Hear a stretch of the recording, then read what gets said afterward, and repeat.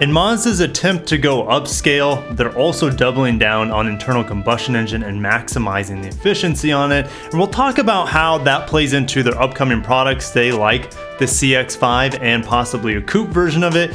We're also going to talk about how Mazda and Toyota are again rebadging each other's vehicles, and we'll talk sales numbers as well as pricing on the CX-30 Turbo. Welcome back, Lexurious Fleet. My name is Kirk. If you're new, I talk about Japanese autos, and Mazda just happens to be one of them that I talk a lot about. Make sure to subscribe if you like Mazda news, and smash the like button if you're excited for what Mazda is doing. Over at Best Car Web, Japanese scoop site, we refer to it a lot. Most of the time, they're pretty darn accurate in a lot of ways, especially with their renders. I feel like they're pretty accurate there. So Mazda's CX-5 will be reborn as a luxury SUV, again, reiterating Mazda's vision to go upscale with the brand, and information on Mazda's new model strategy. So the CX-5 is coming in 2023. Of course, it's going to have that front engine rear-wheel drive platform that will have all-wheel drive capabilities, and they want it to be a higher grade premium SUV. So in Mazda's vision for the future for electrification is very conservative and very different from what a lot of other manufacturers are doing. They're saying they will introduce an electrification to all vehicles by 2030. But what does electrification mean for Mazda in this situation? Only 5% will be pure EVs.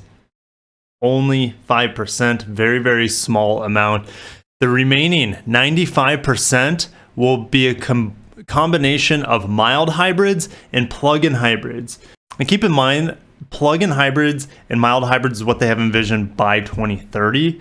They also are going to be using Toyota's hybrid technology in at least 2 vehicles that I'm aware of, and we'll talk about that later in the video when we talk about what Mazda is rebadging from the Toyota product stack. So let's keep going. An essential issue for them is improving the efficiency of the internal combustion engine. They're not giving up on it. In fact, they're doubling, tripling down, and they want to combine this improved efficiency, this improved power that they're getting from internal combustion engines with plug-in hybrids and mild hybrids. And keep in mind, they're also not giving up on diesel. They're doubling, tripling down on diesel as well with these new inline 6 engines. Mazda is focusing on the D to E segment platform called large architecture as a future product development plan. So that would be Mazda 6, CX-5, CX-7, and 8, depending on what markets you're in, obviously CX-9. And if they come out with some sort of flagship RX-9 sports car, again, of course, that would be on the same platform. And if you're wondering why Mazda is going with an inline 6 versus a V6, well, it's definitely not because of safety regulations. In fact, V6s, since they're a little bit more compact, they are a lot more easy to design safety and safer vehicles around with increasing safety regulations. But because of this inline 6, this gives them the opportunity to make it even more efficient, more clean. And how are they going to do that? They're saying the recent technological trend is that in terms of space for superchargers and a large catalyzer, which is essential for exhaust gas, the inline 6 is much better suited for that. They say the total length can also be significantly shortened by making it possible to reduce the bore pitch with the latest design technology and the evolution of materials. Efficiency and power going forward out of these new inline 6 engines, and I'm excited. I can't wait. Now we're gonna have to wait 2-3 years, so 2023, before we likely see it. Now they're saying likely see it in the CX-5. Maybe it comes out in late 2022 in the Mazda 6 redesign. That car's still aging really well, but sales are dropping off, and it would be awesome for them to debut this new platform, this new engine technology in a new Mazda 6. Especially if it looks like the Vision concepts. And they say that they're gunning for the GLC and the BMW X5. Well, it's probably more like the BMW X3. The X5 is a little bit bigger, but who knows how large they're going to make this new CX-5. But notice how Mazda says nothing about Lexus. They're not gunning after Lexus. They're talking about Europeans at this point. I find very interesting. Maybe they're alluding that maybe Lexus is not going to have a rear-wheel drive platform for their SUVs going forward.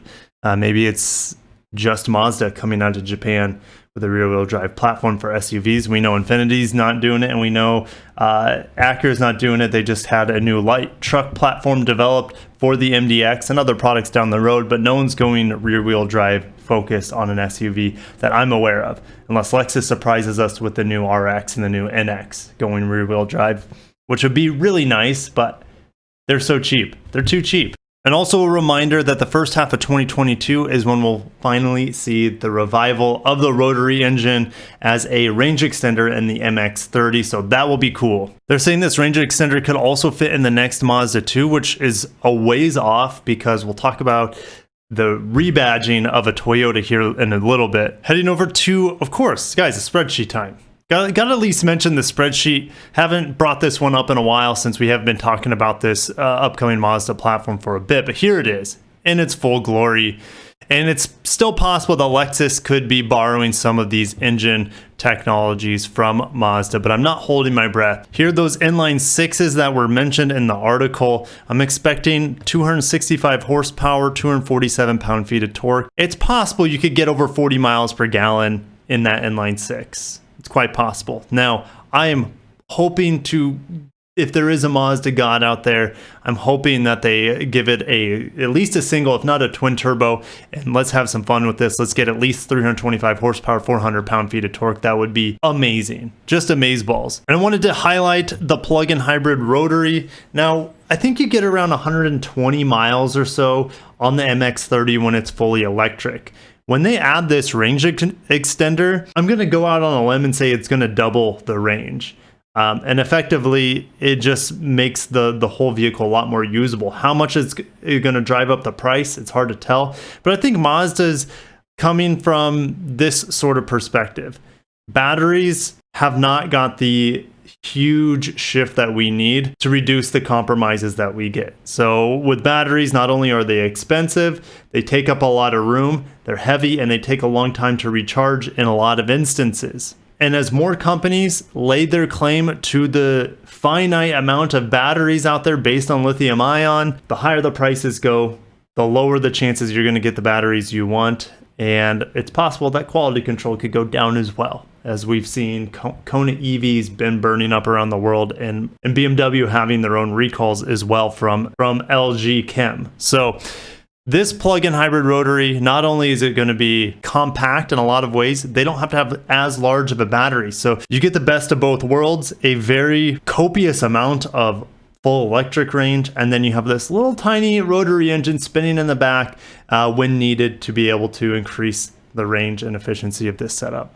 I think it's really cool. I'm excited for it, but I'll see you guys in the comments below on that. We need to keep moving. Mazda reports November sales results, and you got to keep in mind they only had 23 selling days this November compared to 26 the year prior. However, they increased their daily selling rate almost a whole percent. I know it's pretty much a wash, right? But you got to think about it like this. Essentially, they increased their batting average with having less at-bats. So even though their volume was down almost 11% compared to last November, they weren't selling at a worse rate. In fact, it was slightly better. So if given the same amount of selling days, they would have been neutral compared to last year. All right, moving forward to the graph itself, the big takeaway is the CX-30. Just selling an exorbitant amount of vehicles, it's now the second best selling Mazda in the lineup. In just a little bit, we'll go over the turbo and the pricing of that, and it's going to sell even better with those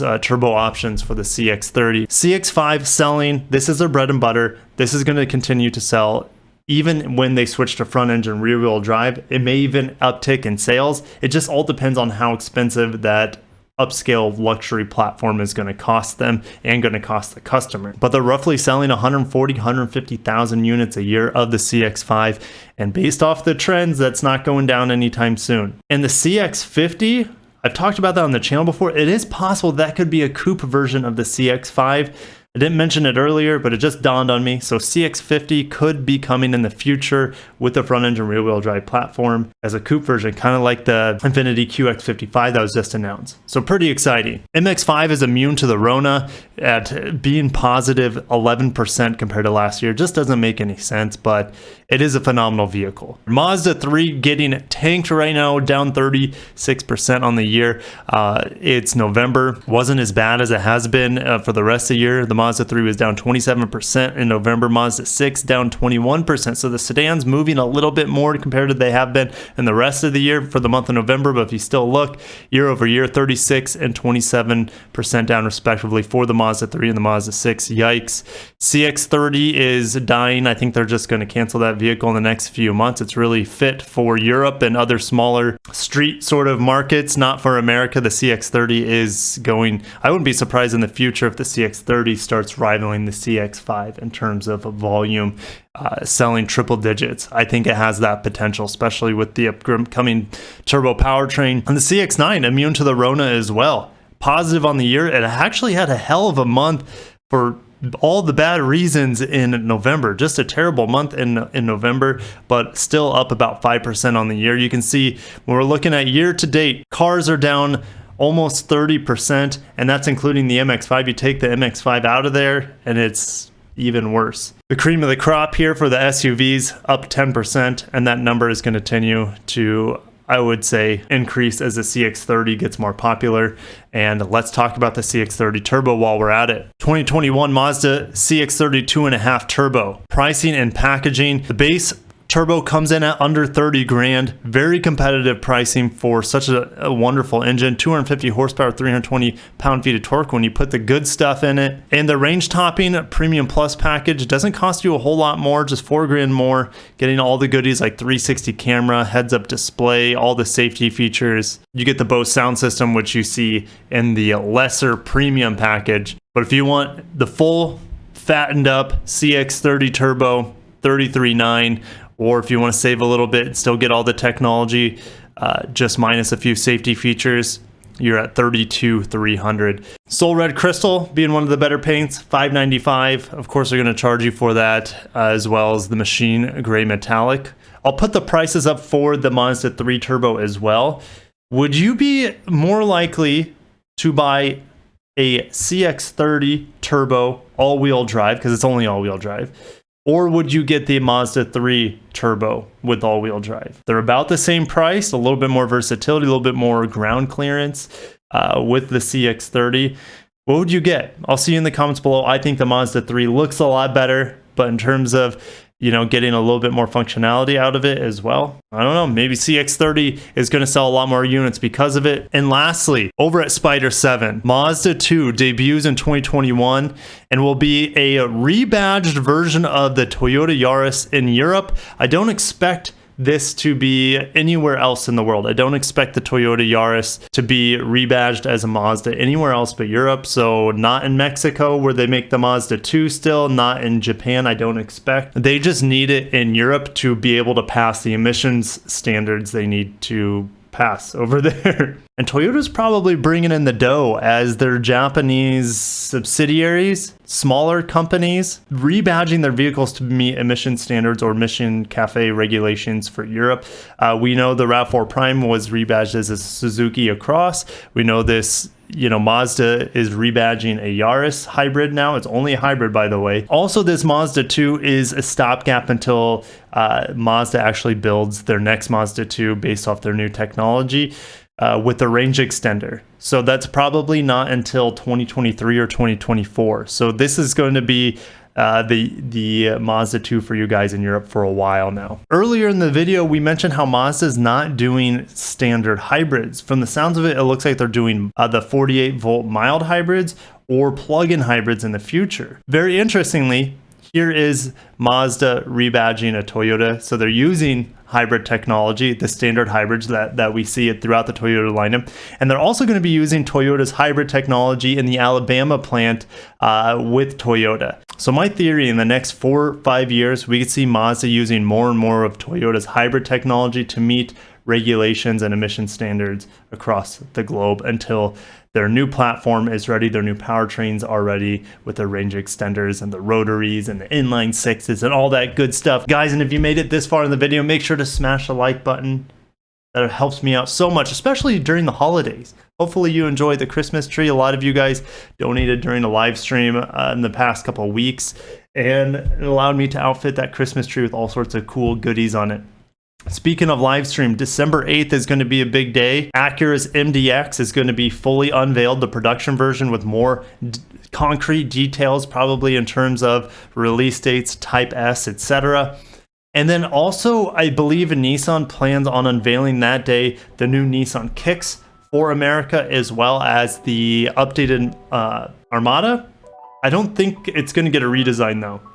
So just stay tuned and make sure to subscribe. I'll give you more information about the live stream I'll be doing on December 8th, which is just 5 days away from now or so. And I'll see you guys in the comments. As always, have a wonderful, wonderful day. Take care of yourselves. Happy holidays. Peace out.